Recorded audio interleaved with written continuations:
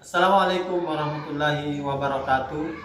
Saya Muhammad Hasan, calon guru penggerak Angkatan 10 Kabupaten Goa, akan menyampaikan proses diseminasi budaya positif modul 1.4 pada lingkungan SD Impres Pak Bintengan dan beberapa rekan sejawat dari lintas sekolah yang hadir pada hari ini. Baik Bapak Guru hebat di seluruh Indonesia, selamat menyaksikan.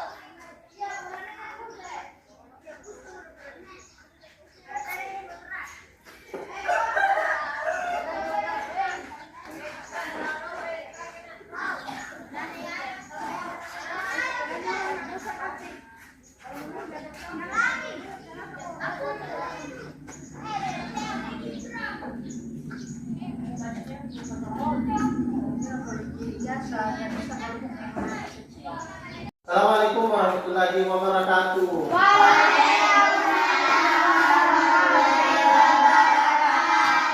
Oke, anak-anakku sekalian, apa kabar?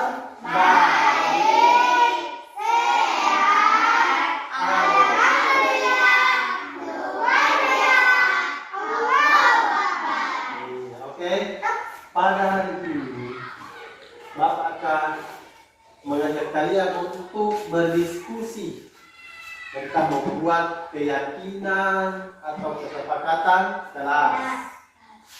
Jadi, keyakinan dan kesepakatan kelas itu beda ya, beda dengan peraturan kelas.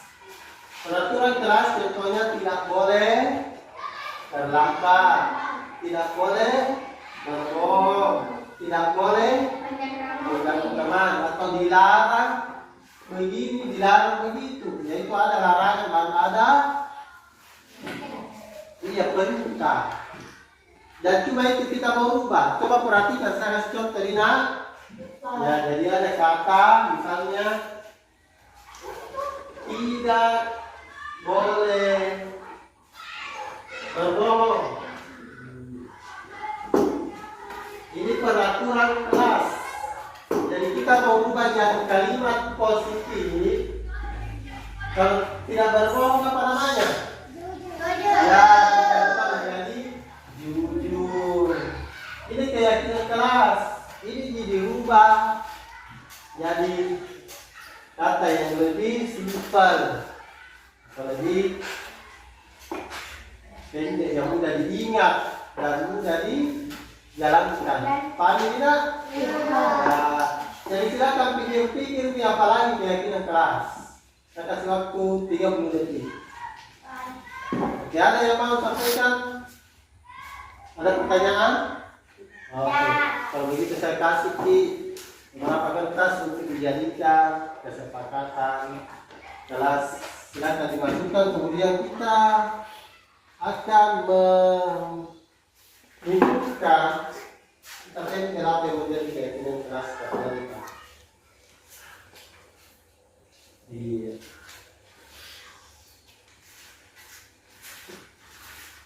Iya. Oke, silakan nak ditulis. Ya, ambil pulpen lah. Ya.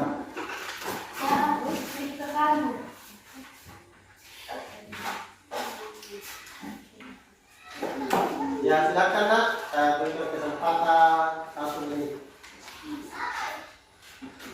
Ya. Ya, sudah. Ya, Adam, apa kesepakatan kelas, Adam? Ya, tanggung jawab. Berarti tanggung jawabnya ada apa? Banyak. Membersihkan kelas, tutup kelas, dan sebagainya, menjaga rumah. Pak Yunus, ya peduli. Istilahnya dia tidak boleh cuma pegang ke kamar. Anis, jujur. Oke, siapa lagi? Ada yang sama? Ya, karena tanggung jawab juga. Oke, silakan di tempel di sini keyakinan kelasnya. Silakan satu persatu yang tertib. Iya. Edi, jujur. Alisa, tidak terlambat atau tepat waktu. Oke, Alisa kita jujur. Oke, di bawah sebagian. Iya. Tanggung jawab juga Edi. Perhatikan jujur. Paris dan Alisa peduli, jujur dan tanggung jawab. Luar biasa. Iya, oke. Tepuk tangan semua. Ya, tepuk 3 kali. Tepuk 6 kali. Iya, oke. Luar biasa. Jadi keyakinan keras sana. Jadi ini sama dengan konsekuensi. Ya, kalau dilanggar, kita sendiri yang buat. Tidak. Ya, usahanya dilanggar. Ya. Jadi karena kita buat aturan, maka kita harus taat. Jadi ini bukan yang dulu, harus kita sendiri. Jadi itu dipahami. Oke, ada pertanyaan? Ya. Itulah keyakinan keras kita. Jadi itu akan diterapkan ke depannya hari-hari kita. Oke, silakan berdiri dan ucapkan alhamdulillah. Oke, ucapkan assalamualaikum warahmatullahi wabarakatuh. Waalaikumsalam warahmatullahi wabarakatuh. Ya, oke. Assalamualaikum warahmatullahi wabarakatuh. Perasaan saya setelah diajak berdiskusi oleh Pak Ashar, saya merasa senang dan bahagia karena saya bisa menjalankannya sifat disiplin, jujur, peduli, dan tanggung jawab di kelas. Terima kasih Pak. Assalamualaikum warahmatullahi wabarakatuh. Assalamualaikum warahmatullahi wabarakatuh. Perasaan saya setelah melaksanakan kesepakatan kelas, saya sangat bahagia karena bisa memiliki sifat disiplin kelas. Terima kasih Pak. Assalamualaikum warahmatullahi wabarakatuh. Assalamualaikum warahmatullahi wabarakatuh. Perasaan saya setelah melakukan atau membuat keyakinan kelas, saya merasa senang dan bahagia sehingga kedisiplinan di kelas bisa saya laksanakan. Terima kasih Pak. Assalamualaikum warahmatullahi wabarakatuh.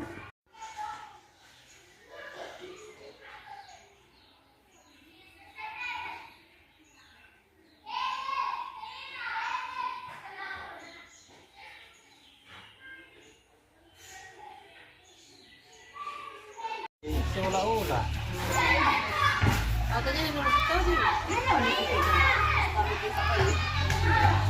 Iya, mau dipotong.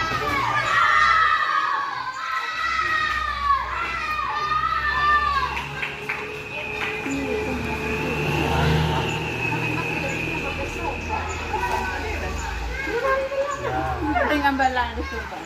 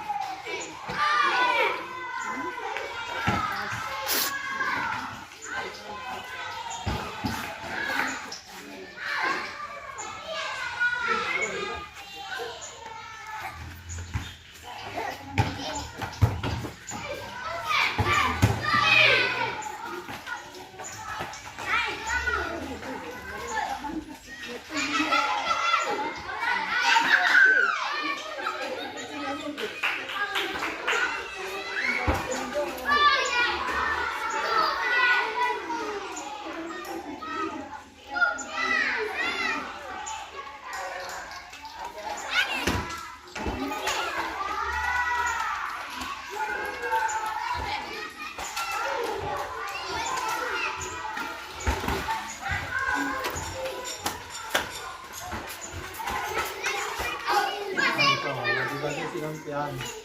Ya sebenarnya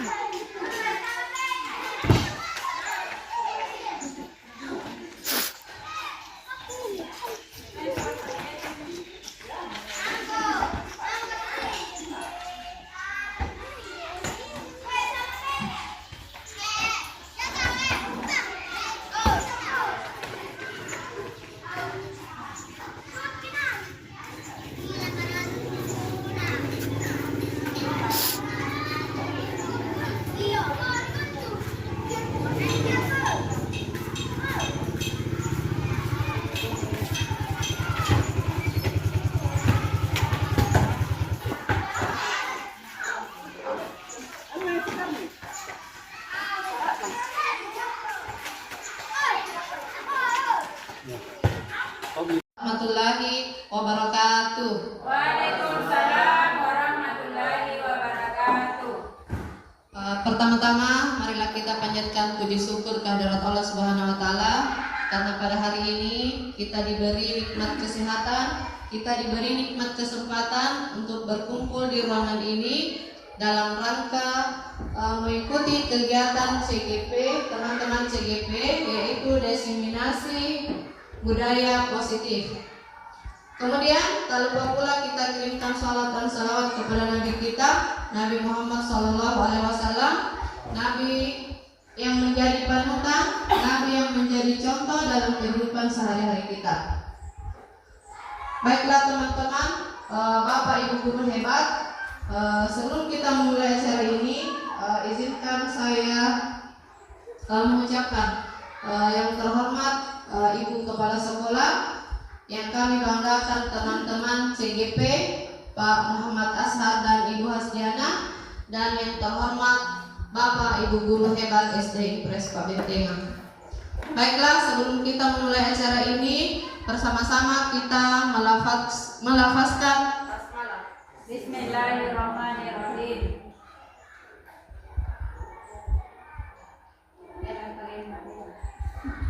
Baik, kita lanjut ke acara selanjutnya. Marilah kita mempersilahkan salah satu teman CGP kita, yaitu Pak Muhammad Ashar, untuk menyampaikan. Mohon maaf, sebelumnya kami persilahkan dulu kepada Ibu Kepala Sekolah untuk memberikan sambutan sebelum teman CGP kita menyampaikan materi yang ingin disampaikan. Kepada Ibu Kepala Sekolah, kami persilahkan dengan hormat.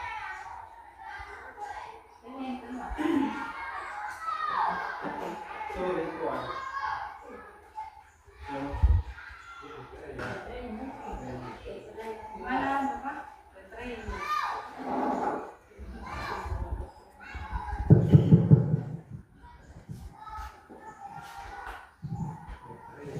Bismillahirrahmanirrahim.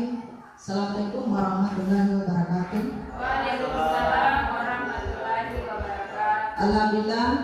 Alhamdulillah senantiasa kita panjatkan kehadirat Allah Subhanahu wa taala, di mana pada hari ini kita diberikan kesehatan sehingga pada hari ini kita dapat berkumpul di tempat ini dalam rangka diseminasi CGP.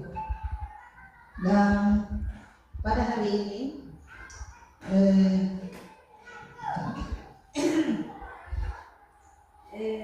dua orang kita yang dari CGP untuk mengadakan diseminasi dalam hal ini Pak Ashar dengan Ibu Hasdiana. Dan kita memberikan juga salam dan kasih kepada junjungan kita Nabi Muhammad Sallallahu Alaihi Wasallam, Nabi yang menjadi suri teladan mendidikan semua. Dan alhamdulillah kami ucapkan juga terima kasih kepada ibu-ibu guru dan bapak guru yang hadir pada saat ini, saya menghadiri acara diseminasi hari ini, dan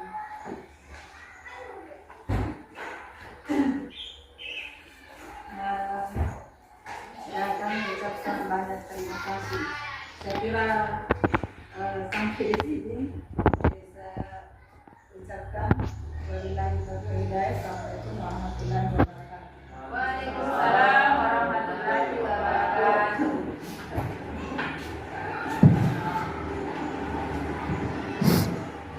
Terima kasih Ibu atas sambutan yang diberikan.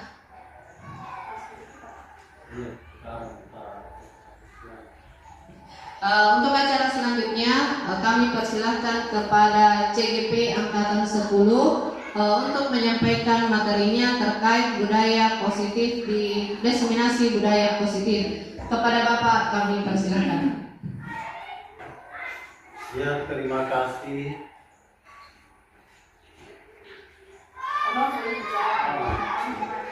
Dengan nama. Ya. Cek. Baik, terima kasih Ibu Kepala Sekolah. Rekan-rekan pendidik, guru-guru hebat dari baik di SD Pres Pabintingan maupun dari Komandan Tembakan dan di Parungkung. Terima kasih atas kesempatannya dan kesediaannya hadir membersamai kegiatan kita pada hari ini, yakni memenuhi tugas diseminasi aksi nyata untuk modul 1.4 yakni budaya positif. Dan saya sendiri sebagai CGP Angkatan 10 bersama dengan Ibu Asdiana akan berkolaborasi hari ini menyampaikan pemaparan kami atau membagikan apa yang kami dapatkan terkait budaya positif. Dan anak fasilitator saya di program ini Ibu Ismawati dan pengajar praktik Ibu Nuril. Baik, lanjut ke materi, kita langsung saja. Sini ada konsep beberapa modul dari budaya positif. Yang pertama, perubahan paradigma belajar. Yang kedua, disiplin positif. Yang ketiga, motivasi perilaku manusia. Yang keempat, kebutuhan dasar manusia. Yang kelima, posisi kontrol restitusi. Dan yang keenam adalah keyakinan kelas. Yang terakhir adalah segitiga restitusi. Baik, Bapak Ibu sekalian, mungkin di antara kita mungkin masih samar-samar tentang budaya positif, dan kalau biasa dengar mungkin penerapan antara budaya positif di kalangan kita mungkin agak-agak untuk kali ini sesuai dengan tuntutan profesi, bahwasanya budaya itu akan berubah akan berubah sesuai dengan perkembangan zaman dan sesuai dengan kebutuhan tertentu. Oke, baik, kita lanjut. Oke, yang pertama, pembelajaran dengan paradigma baru. Pembelajaran baru merupakan pembelajaran yang berorientasi atau bertujuan dan berpusat pada kompetensi dan pengembangan karakter yang sesuai dengan profil pelajar Pancasila. Jadi kita ketahui Bapak Ibu untuk saat ini kita belajar dalam Merdeka Mengajar ada profil pelajar Pancasila yang elemen-elemen itu yang menjadi sasaran kita untuk pembelajaran di kurikulum ini, target kurikulum. Oke, budaya positif. Apa itu budaya positif? Jadi mungkin Ibu ada yang bisa memberikan pendapatnya tentang budaya positif. Baik, Ibu mungkin ada yang bisa memberikan berbagi di sini apa itu budaya positif. Oke, bisa Ibu dicatat memberikan sedikit definisi dari budaya positif. Bismillahirrahmanirrahim. Assalamualaikum warahmatullahi wabarakatuh. Terima kasih atas kesempatan yang diberikan kepada saya. Menurut saya, budaya positif itu adalah budaya yang baik yang harus kita contohkan kepada diri kita maupun kepada rekan sejawat atau kepada siapa saja, baik di lingkungan sekolah maupun di lingkungan masyarakat. Saya kira itu saja. Saya akhiri dengan ucapan Assalamualaikum warahmatullahi wabarakatuh. Waalaikumsalam warahmatullahi wabarakatuh. Oke, baik, kita beri aplaus dulu untuk Rizala atas jawabannya terkait definisi dari budaya positif. Mungkin masih ada yang lain? Oh iya, silakan Ibu Waspina. Bismillahirrahmanirrahim. Terima kasih atas kesempatan yang diberikan. Kalau menurut saya sendiri, pemahaman saya apa itu budaya positif? Ya, budaya positif yaitu atau budaya positif itu mengandung nilai-nilai atau keyakinan atau nilai-nilai kebijakan yang harus kita tanamkan kepada murid-murid kita melalui pembiasaan-pembiasaan setiap harinya. Saya rasa demikian, Pak. Terima kasih. Baik, terima kasih Bu Wasmina atas jawabannya. Berikan aplaus juga. Iya. Oke, jadi untuk budaya positif sendiri berdasarkan apa yang telah kami dapatkan dari pendidikan kami, bahwasanya seorang pendidik sesuai yang ditarakan tadi, seorang pendidik tujuan kita adalah menciptakan murid yang memiliki disiplin diri agar bisa berperilaku dengan mengacu pada nilai-nilai kebijakan universal dan memiliki motivasi intrinsik bukan ekstrinsik atau dari dalam bukan dari luar. Budaya positif merupakan sebuah nilai kebajikan yang menjadi keyakinan dan akan menjadi sebuah karakter seseorang atau komunitas. Disiplin positif adalah salah satu cara penerapan disiplin yang bertujuan untuk menumbuhkan kesadaran dan memberdayakan anak untuk melakukan sesuatu tanpa paksaan, ancaman, dan hukuman. Penjabarannya ke depan sebentar terkait pemberian hukuman yang berhubungan dengan disiplin positif. Apakah sesuai ancaman dan hukuman itu akan dipaparkan oleh Ibu Hasbiana. Kepada Ibu saya persilakan.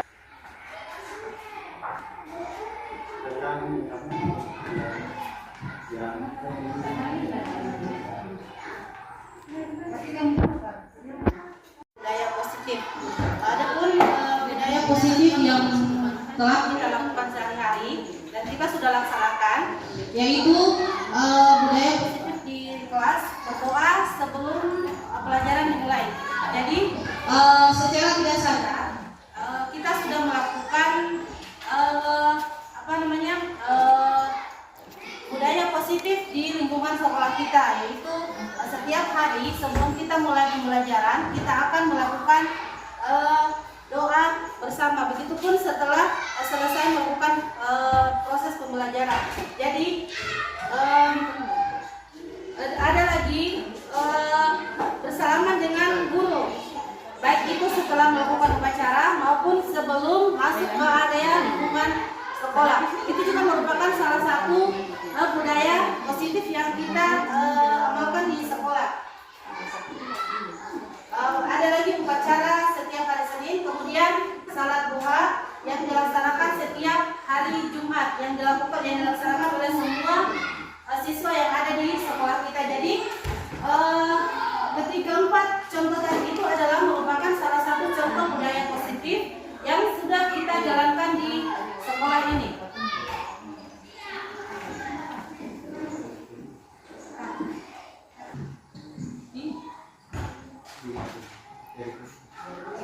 Kemudian ada kebutuhan dasar manusia.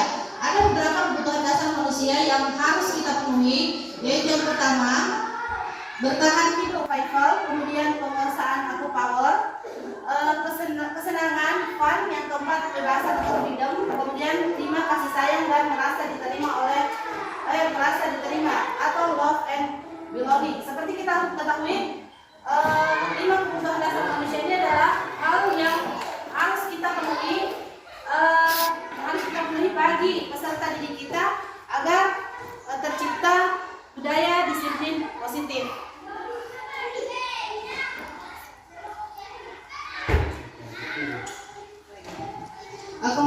ada teori motivasi perilaku manusia. Untuk menghindari ketidaknyamanan hukuman, apa yang akan terjadi apabila saya tidak melakukannya? Itu adalah motivasi eksternal. Kemudian untuk mendapatkan imbalan dari orang lain atau institusi, apa yang akan saya dapatkan apabila saya melakukannya? Itu juga merupakan motivasi eksternal. Dan untuk menghargai diri sendiri, saya akan menjadi orang yang seperti apa apabila saya melakukannya. Itu adalah motivasi internal atau motivasi yang ada, yang berasal dari dalam diri kita. Motivasi eksternal itu adalah motivasi yang berada dari luar atau motivasi yang bisa kita lihat. Kemudian yang kedua yang sama juga, untuk mendapatkan imbalan itu juga menggunakan motivasi eksternal, karena itu adalah motivasi yang kita maksudnya motivasi yang mendorong kita untuk melakukan sesuatu karena ingin mendapatkan imbalan yang seperti itu. Selanjutnya,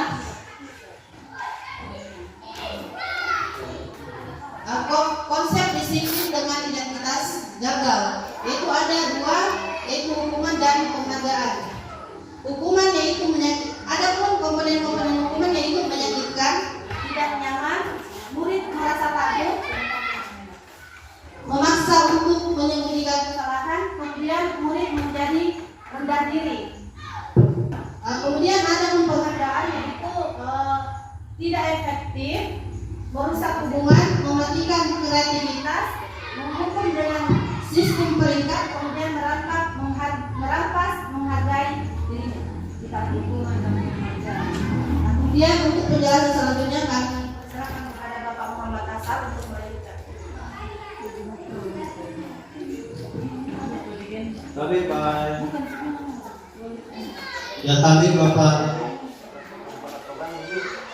jadi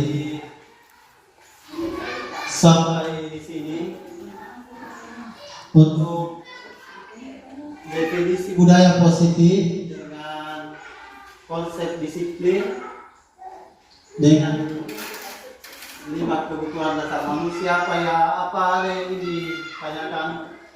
Ini sudah setengah perjalanan materi. Oke, cukup jelas. Iya, baik. Ada Pak? Oh iya, tahu ya. Silakan.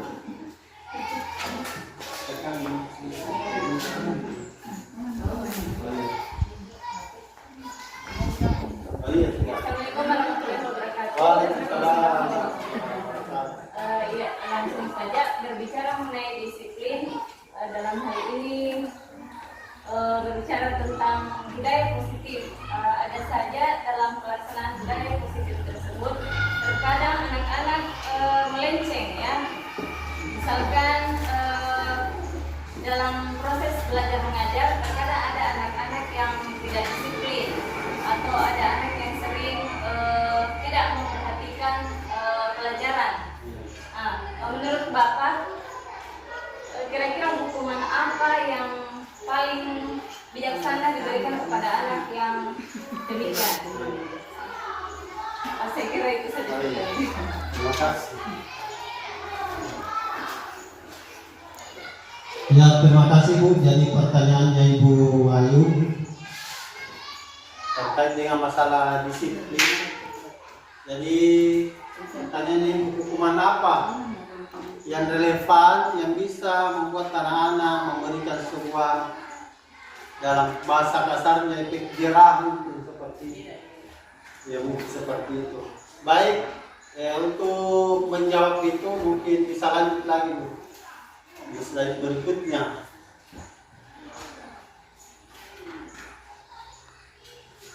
Baik, di sini konsep disiplin. Jadi mungkin sebagai pertanyaan awal kita di materi disiplin positif ini, bertanya pada diri kita pribadi, apakah hukuman dapat mendisiplinkan anak? Saya pernah ditanya seperti itu, dan saya setuju. Kenapa saya setuju? Karena dibandingkan zaman saya dulu, waktu saya SD, ketika dipaksa tidur siang, saya merasa itu hukuman. Waktu saya kecil, Tapi setelah saya jadi guru SD, saya merasa tidur siang itu adalah healing. Saya merasa liburan. Jadi itu kebalikannya. Yang kedua, masalah pengaruh disiplin. Ya terkadang disiplin menurut kita penyiksaan, tapi terkadang manfaatnya baru terasa sampai 10, 20, bahkan 30 tahun ke depan baru dirasakan. Ya, saya berikan contoh waktu saya sekolah di SMA, karena umum waktu saya sekolah itu jarang. Jadi jalur dari kelompok kemarin di dalam poros dulu dipilih-pilih yang punya mobil. Dan kekuatan finansial pada waktu itu diberikan jarang belum mampu. Jadi karena kita nebeng di mobil keren, di mobil pickup, atau sembarang, itu pun kalau ada. Jadi kalau terlambat disuruh baris sama guru. Dan manfaatnya saya sudah dapatkan itu disuruh baris setiap pagi. Salah satu manfaatnya adalah tahun lalu itu minyak goreng langka ibu. Jadi saya sempat tahu di minyak goreng juga, saya baru merasakan, ini manfaatnya dulu disuruh baris. Yang kedua, baru-baru ini pupuk mahal ayamnya juga, disuruh juga baris.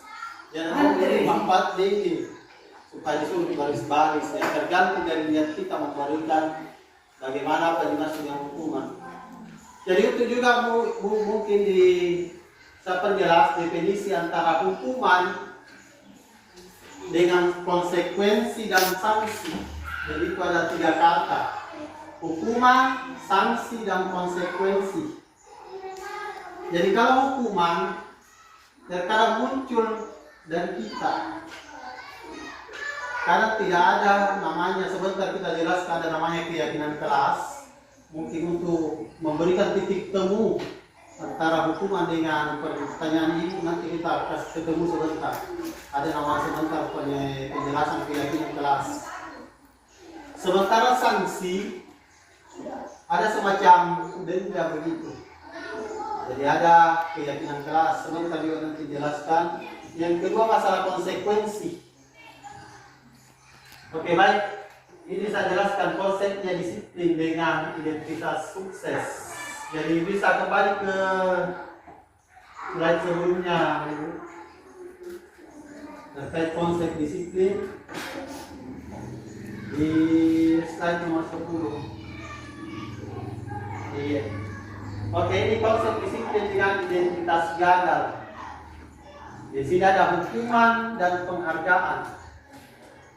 Jadi hukuman itu sifatnya menyakitkan karena keadaan sakit secara fisik atau sakit secara mental, atau merasa malu ketika kita dihukum di hadapan teman-teman, apalagi waktu SMA mungkin di dalam kelas ada yang disenter kita yang masih ada waktu itu mungkin masa-masa puber waktu itu.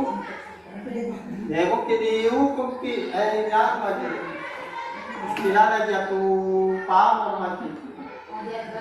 Iya, tidak jatuh bangun itu karena mungkin rusak di hadapan dia yang bisa center. Yang kedua itu apa? Pasti ada rasa tidak nyaman.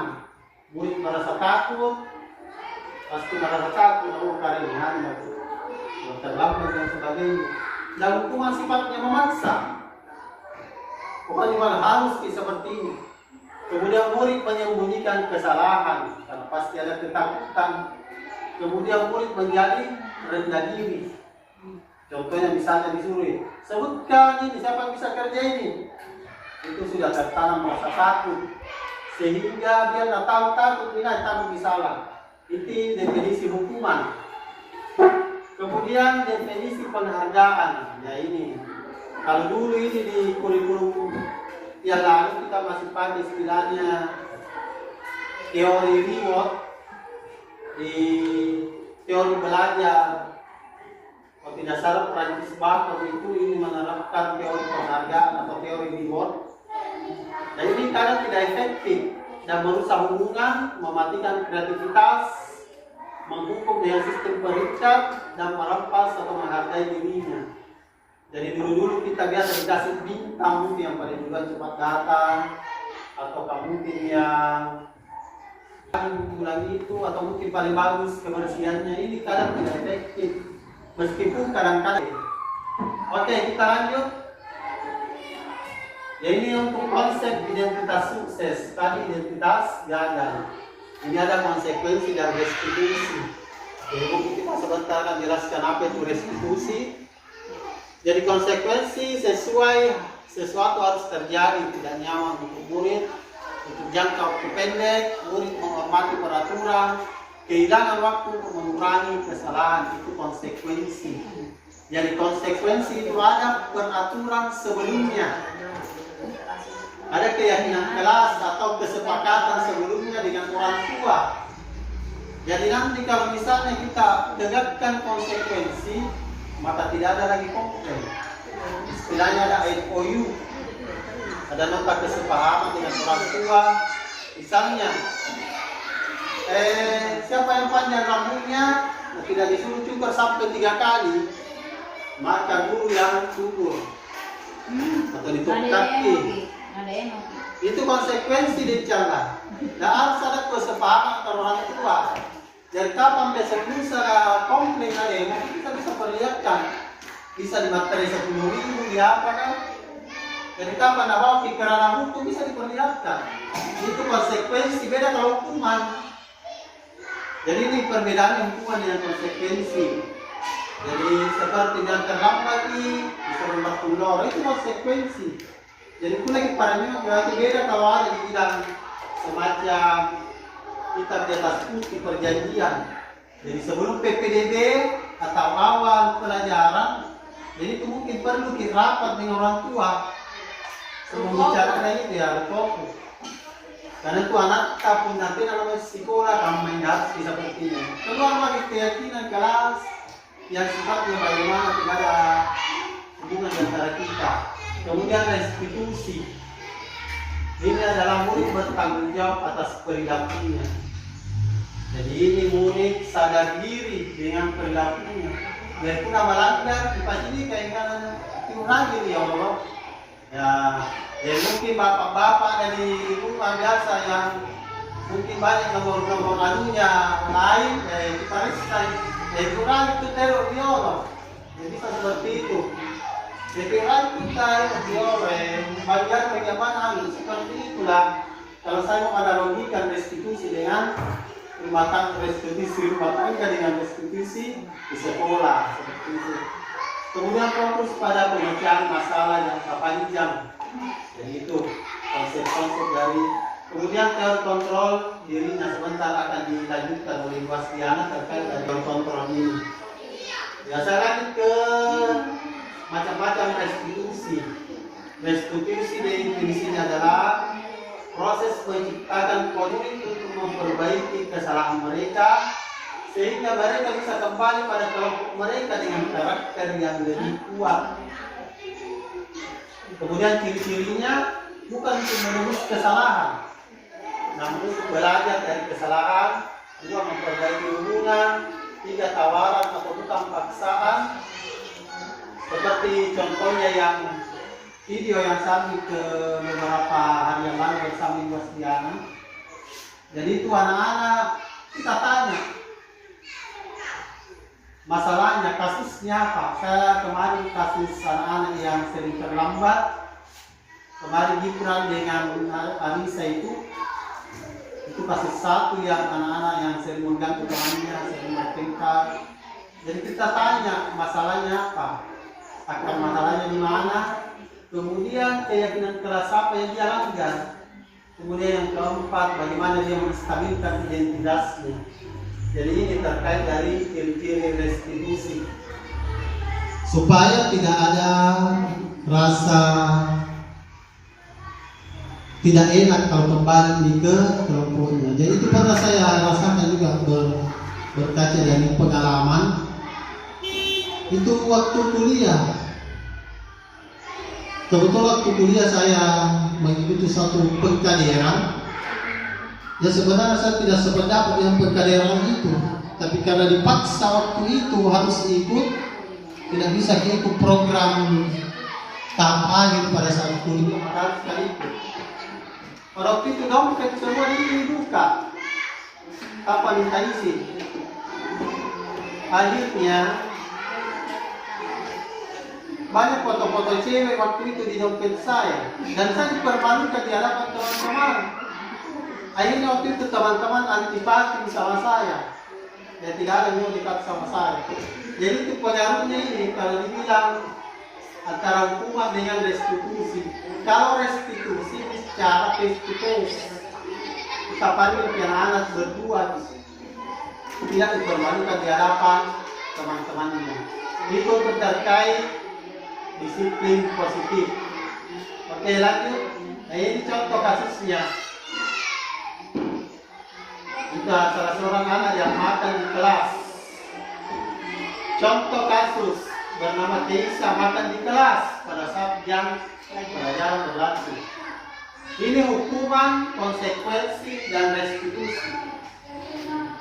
Kalau hukuman, guru menghukum muridnya berdiri di depan kelas selama 15 menit, atau guru dengan nada keras memarahi muridnya sampai takut. Itu hukuman. Itu refleksi.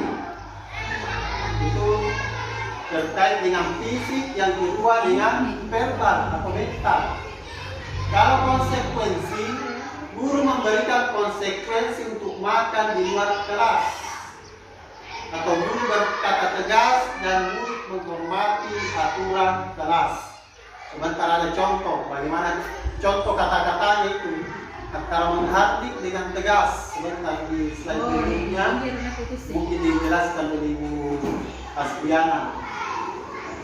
Jadi ini cara bedanya konsekuensi dengan hukuman. Kalau ini mungkin ada keyakinan atau perjanjian sebelumnya. Jadi kalau punah jam lagi makna, misalnya pulang di rumah dikasih keluar, ada kesepakatan sebelumnya. Nah, kami mantau sudah kiamat sama guru.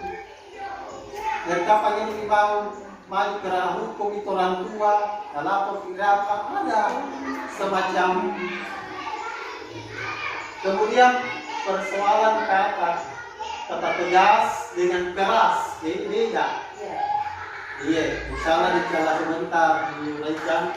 Kemudian restitusi. Jadi proses restitusi itu dikatakan segitiga restitusi. Sebentar akan terurai menjelas. Oke, lanjut Ibu. Oke, sebelumnya buat sekian lanjut ke penjelasan posisi kontrol. Apakah terkait masalah hukuman, konsekuensi, dan restitusi? Ada yang ingin ditanggapi atau ditanyakan? Silakan Ibu, kalau ada yang ingin ditanggapi. Oke, tidak ada? Iya, kalau begitu tepuk fokus ya. Oke, kita lupa ini. Oke, tepuk konsentrasi ya. Kita tahu deh, tepuk fokus. Tepuk konsentrasi. Guru berbicara. Ya, itu. Tepuk konsentrasi. Jangan pikir kalau bicara.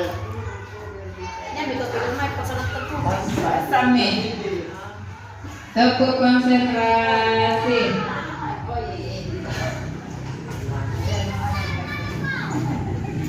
Jadi yang pernah saya lihat di media sosial, kalau konsentrasi itu begini, tepuk konsentrasi. Guruku berbicara, aku yang mendengarkan. Kita menjepur dengan siap. Iya. Ya. Ya, tepuk konsentrasi. Guruku berbicara, aku yang mendengarkan. Siap. Ya, kalau tepuk fokus, melihat, mendengarkan, perhatikan, fokus. Ya, tepuk fokus, melihat, mendengarkan, perhatikan, fokus. Ya, oke, untuk materi selanjutnya posisi kontrol diri akan disambung oleh Ibu Asliani.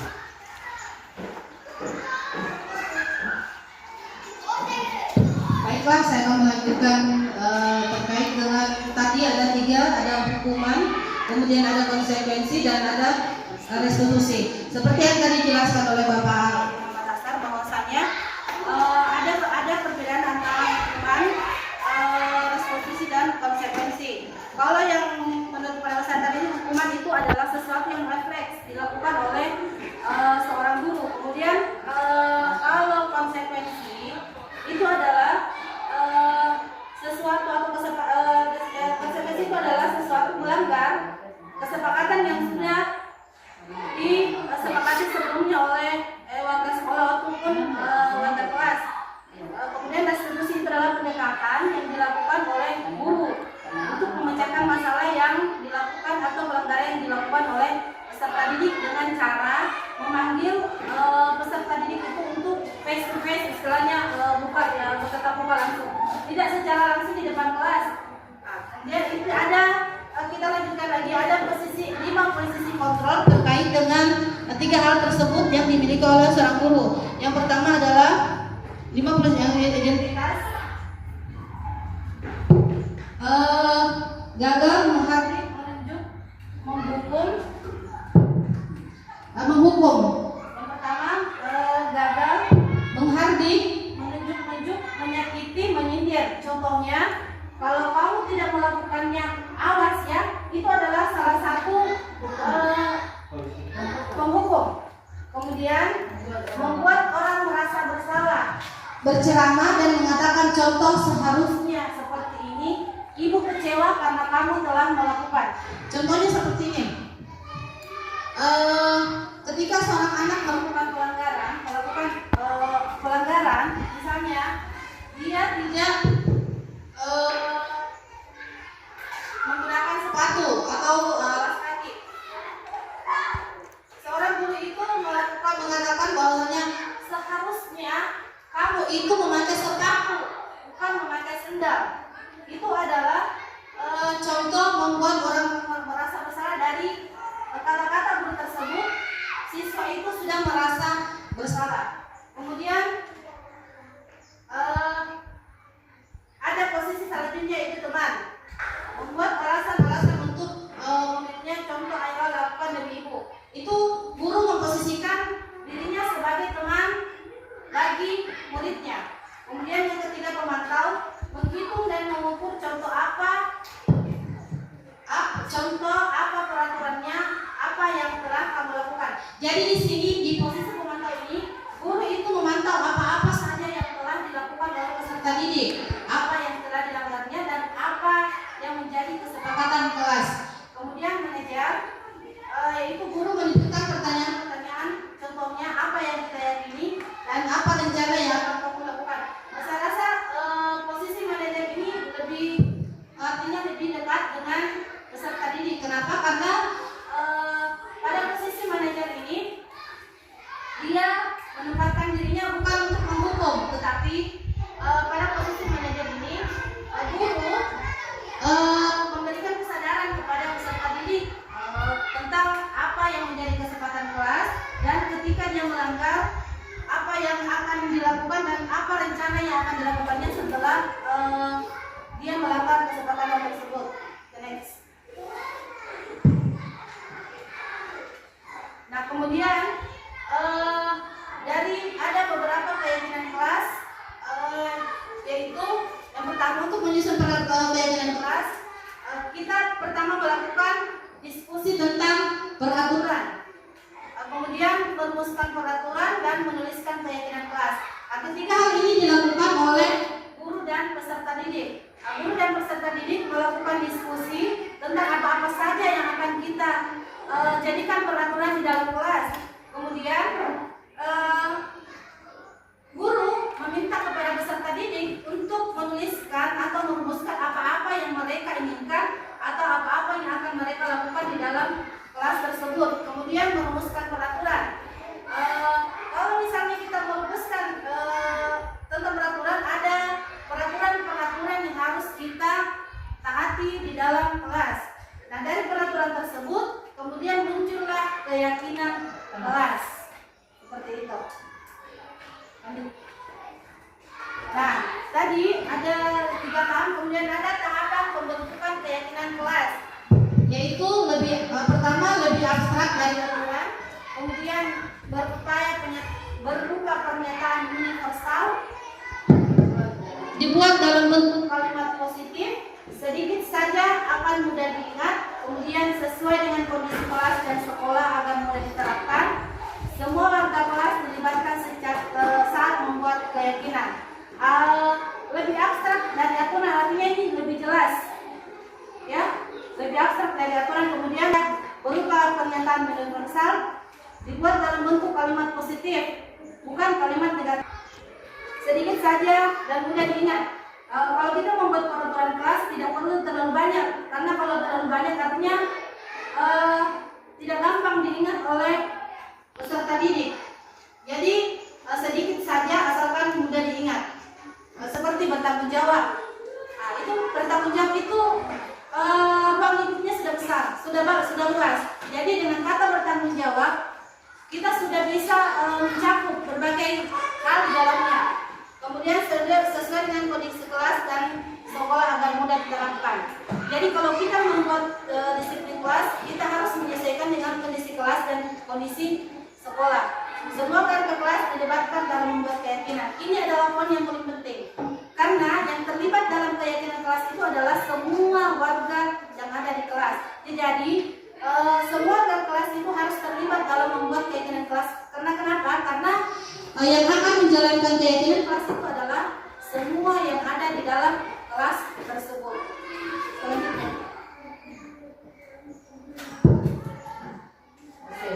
Nah, ini adalah setelah menyusun keyakinan kelas dan akan ditampilkan keyakinan kelas seperti ini.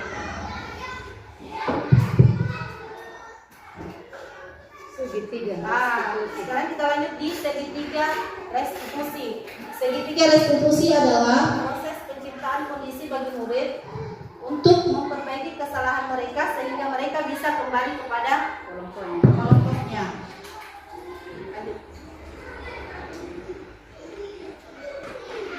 Nah, ada 3 tahapan di segitiga restitusi, yaitu menstabilkan identitas, yaitu untuk mengubah identitas anak dari orang yang gagal karena melakukan kesalahan menjadi orang sukses.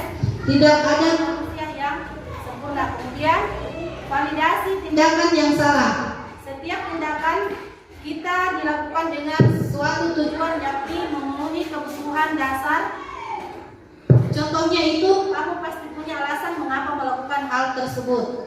Kemudian yang 3, menanyakan keyakinan. Anda melihat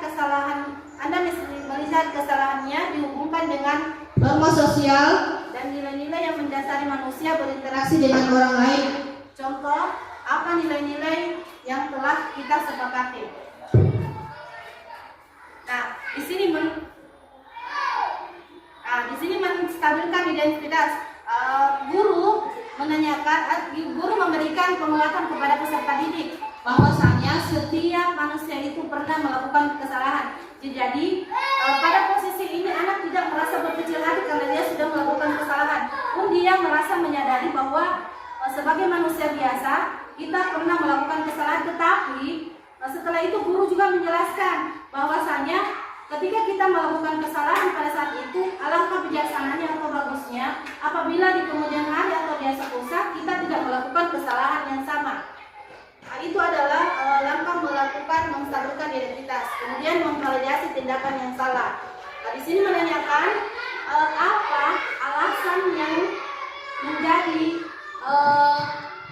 menjadi alasan bagi murid atau peserta didik ketika dia melakukan kesalahan. Jadi pada hal ini guru tidak langsung menghakimi bahwa ini seperti ini, tetapi pada hal ini guru menanyakan kepada peserta didik apa yang menjadi alasan sehingga dia melakukan kesalahan atau melakukan pelanggaran. Misalnya, ketika seorang peserta didik terlambat datang ke sekolah, guru tidak sementara langsung mengatakan, kenapa kamu datang terlambat? Apa yang menyebabkan tidak mencas bahwasanya siswa itu sudah melakukan kesalahan, tetapi guru menanyakan kepada peserta didik atau murid apa yang menyebabkan sehingga dia terlambat datang ke sekolah. Nah, kemudian menanyakan keyakinan kelas. Yang ketiga yang menanyakan artinya di sini apa nilai nilai umum yang telah kita sepakati. Ketika dia melanggar keyakinan kelas, guru menanyakan apa yang menjadi keyakinan kelas kita, seperti itu. Ketika siswa melakukan pelanggaran terhadap keyakinan kelas, maka guru menanyakan apa yang menjadi keyakinan kelas kita, seperti itu. Praktik segi diskusi, seperti yang Bapak Asar tadi jelaskan bahwa kami sudah pernah melakukan praktik segitiga restitusi. Waktu itu saya mengangkat 2 topik. Yang pertama, Faizal Nurjana yang datang terlambat ke sekolah. Kemudian yang kedua itu Nurul Azhara yang memukul temannya karena tidak diberikan contekan. Ada sesuai dengan kesepakatan kelas kami, mereka itu sudah melanggar keyakinan kelas.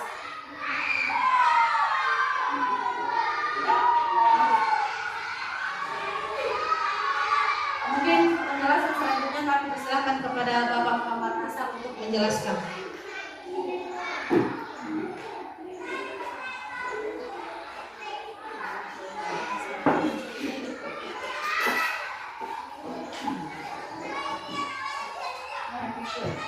Ya, oke, baik Bapak Ibu. Baik Bapak Ibu, sepertinya biar baik sudah lowbat. Ya, jadi untuk proses diseminasi pada hari ini akan saya simpulkan terkait dari konsep modul budaya positif. Saya pribadi dan kepada ibu-ibu untuk selalu semangat dalam penerapan budaya positif di sekolah. Adapun yang pertama yaitu bagaimana perubahan paradigma belajar kita yang selama ini menjadi penghukum, maka seharusnya kita menghadirkan diri sebagai teman, tidak pemurid-murid, dan sebagai manajer. Kemudian kedua, masalah disiplin positif. Dan sudah diuraikan tadi tentang disiplin positif antara pendukung, konsekuensi, dan restitusi. Kemudian motivasi perilaku manusia dan kebutuhan dasar manusia yang telah diuraikan, posisi kontrol restitusi, keyakinan kelas, dan segitiga restitusi. Mungkin pada sebelum penutup, mungkin ada yang ingin ditanyakan lagi sebelum ya, silakan Mas Tina. Oke, luar biasa ini Mas Tina ini. Jadi ini Mas Tina dari pas sekolah datang. Ya. Sampai ini.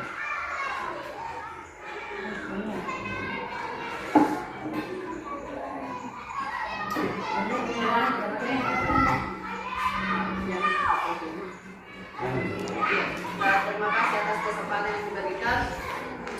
Ada beberapa pertanyaan yang mengganggu pikiran saya. Yang pertama terkait dengan kebutuhan dasar manusia. Seperti yang tadi dijelaskan oleh kita bahwa kebutuhan dasar manusia ada 5. Nah, pertanyaan saya di sini, dari apa yang akan terjadi jika salah satu dari kebutuhan dasar manusia ini tidak terpenuhi? Itu yang pertama. Yang kedua, tentang keyakinan kelas. Keyakinan kelas tadi ada beberapa kriteria dalam menyusun keyakinan kelas. Salah satunya yaitu kalimat positif. Mungkin Bapak atau Ibu bisa memberikan contoh yang mana itu kalimat positif. Kemudian pertanyaan saya, kira-kira dalam membuat keyakinan kelas ini adakah target berapa keyakinan kelas yang harus kita buat dalam satu kelas tersebut? Saya kira demikian Pak. Terima kasih.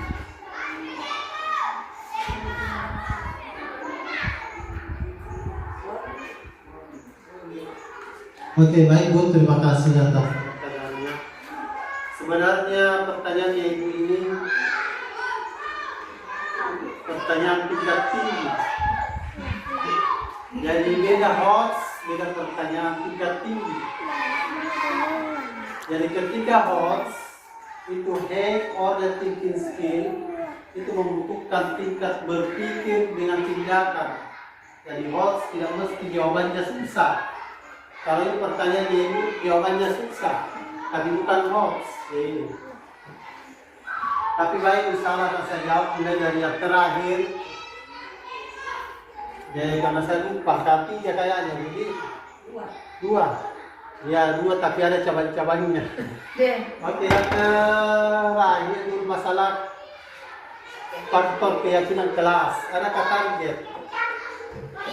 Jadi menurut saya dan berdasarkan beberapa tahapan yang saya pelajari bahwa keyakinan kelas itu tergantung daripada kondisi sekolah, disesuaikan dengan sumber daya sekolah. Jadi kalau kita lihat bagaimana kondisi karakter anak, jelas beda dengan kondisi karakter anak di sekolah kota kecamatan dengan kita yang di pelosok yang ke sini. Ini beda.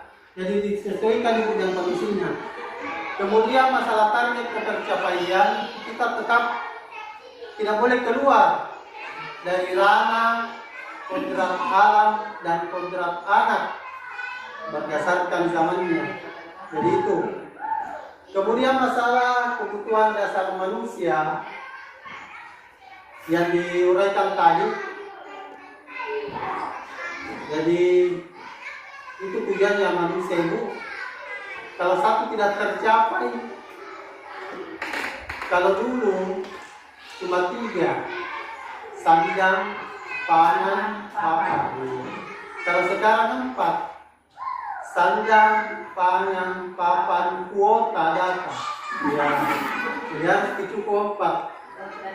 Jadi itu tergantung dari kondisi zaman. Yang kedua, pasti semuanya ingin dicintai, butuh kasih sayang. Iya. Jadi Bu Junaida selaku kakanda senior di sekolah ini pengalaman masalah cinta dan mungkin KBBI mungkin jilid berapa nih ya. Jauh lebih senior menjalin cinta baik rumah tangga, cinta dengan suami ataupun cinta terhadap siswa-siswa. Pengalaman sebagai seorang pendidik. Ya itu mungkin ibu. Persoalannya kalau ada satu yang tidak tercapai, ya kita kebutuhan tergantung kondisi. Jadi manusia itu merasa mengeluarkan pernyataan dan ini cukup kontroversi. Dan itu sebenarnya benar. Masalah persatuan terkadang di suatu kelompok ketika dilandasi di atas kebutuhan dunia, maka itu persatuannya seperti persatuan kebun binatang. Mohon maaf kasar dulu, terlalu kasar, tapi ini harus saya sampaikan. Persatuannya dilandasi dengan tujuan dunia, maka persatuannya itu sama dengan persatuan kebun binatang. Tapi kapan persatuannya dilandasi dengannya keikhlasan, persaudaraan, persatuan di atas kekeluargaan, maka itulah sejatinya persatuan yang sesungguhnya. Kenapa saya katakan persatuan di atas dunia? Kita berikan contoh yang di kebun binatang. Bagaimana harimau dengan kambing berada di satu tempat, tapi dia disekat. Begitulah orang sekarang. Ketika di atas kepentingan yang join di sini. Iya. Jadi jangan kita terlalu baper, ibu masuk di dunia yang bukan bidangnya.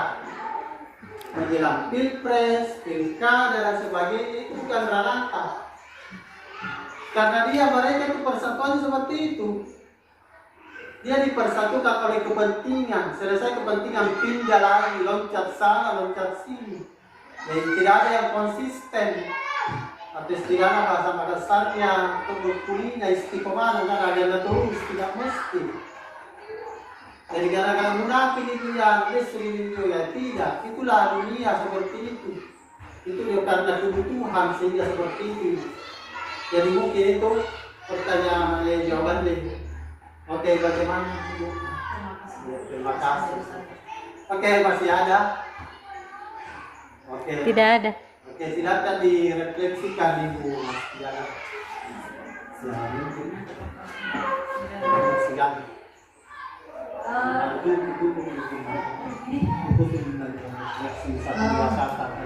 Baiklah, sebelum kami menutup kegiatan pada hari ini, adapun hal-hal yang bisa kita ambil pada kegiatan hari ini adalah sebagai seorang pendidik, kita harus bisa atau harus tahu menempatkan posisi kita seperti apa. Posisi kita ada di mana? Seperti tadi ada 5 posisi kontrol, ada sebagai teman, ada sebagai penghukum, ada sebagai pemantau, manajer, dan ada sebagai penghukum. Jadi alangkah bijaksananya kalau kita sebagai seorang pendidik kita bisa tahu dan bisa memahami di mana seharusnya kita ada di posisi apa, seperti ada di posisi apa seharusnya kita, sehingga kita bisa menciptakan pembelajaran yang nyaman atau sekolah yang nyaman, sehingga proses pembelajaran atau apa yang tujuan dari pembelajaran yang kita capai bisa tercapai atau bisa tercipta sekolah yang ramah anak atau yang peduli dengan anak. Seperti dari yang kita ketahui bahwa pada saat ini pembelajaran itu adalah pembelajaran yang berpihak pada anak. Jadi berpihak pada murid. Jadi semua kegiatan apapun itu kita pusatkan kepada murid. Jadi apapun tindakan kita, apapun yang akan kita lakukan, semua bermuara atau bertujuan kepada peserta didik. Demikianlah dari hasil kegiatan kita pada hari ini. Saya berharap untuk diri saya sendiri dan untuk khusus untuk diri saya sendiri, setelah kegiatan ini kita sudah bisa menempatkan diri kita pada posisi yang benar-benar berpihak kepada murid. Demikianlah saya tutup kegiatan pada hari ini dengan ucapan terima kasih banyak kepada Ibu Hasmina, Ibu Dencala dan temannya yang sudah sempat menyempatkan waktu untuk menghadiri kegiatan kami pada hari ini, dan terima kasih juga atas kerjasamanya. Demikian juga kepada teman-teman yang sudah menyempatkan waktunya untuk duduk bersama kami dan mengikuti kegiatan kami pada hari ini. Dan kami akhiri dengan ucapan wabillahi taufiq wal hidayah. Wassalamualaikum warahmatullahi wabarakatuh. Waalaikumsalam warahmatullahi wabarakatuh.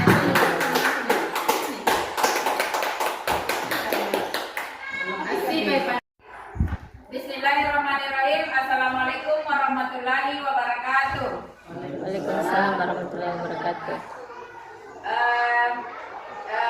Setelah saya mengikuti diseminasi budaya positif, saya sangat bersyukur diundang sama Pak Muhammad Ashar untuk datang di sekolahnya mengikuti acara ini, karena banyak ilmu yang saya dapat yang sebelumnya saya tidak pernah mendengar dan belum pernah saya lakukan. Tetapi ada juga sebagian cuma namanya saya tidak tahu, tapi sudah mengarah ke situ. Itu yang saya lakukan di sekolah saya. Jadi saya berterima kasih kepada Pak Ashar atas undangannya, dan saya akhiri dengan ucapan Assalamualaikum warahmatullahi wabarakatuh. Assalamualaikum warahmatullahi wabarakatuh.